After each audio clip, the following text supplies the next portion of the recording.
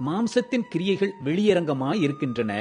அவை யாவன: விபச்சாரம், வேசித்தனம், அசுத்தம், காம விகாரம், விக்கிர ஆராதனை, பில்லி சூனியம், பகைகள், விரோதங்கள், வைராக்கியங்கள், கோபங்கள், சண்டைகள், பிரிவினைகள், மார்க்க பேதங்கள், பொறாமைகள், கொலைகள், வெறிகள், களியாட்டுகள் முதலானவைகளே. இப்படிப்பட்டவைகளை செய்கிறவர்கள் தேவனுடைய ராஜ்யத்தை சுதந்தரிப்பதில்லை என்று முன்னே நான் சொன்னது போல இப்பொழுதும் உங்களுக்கு சொல்லுகிறேன். ஆவியின் கனியோ அன்பு, சந்தோஷம், சமாதானம், நீடிய பொறுமை, தயவு, நற்குணம், விசுவாசம், சாந்தம், இச்சையடக்கம். இப்படிப்பட்டவைகளுக்கு விரோதமான பிரமாணம் ஒன்றும் இல்லை. கிறிஸ்துவினுடையவர்கள் தங்கள் மாம்சத்தையும் அதன் ஆசை இச்சைகளையும் சிலுவையில் அறைந்திருக்கிறார்கள்.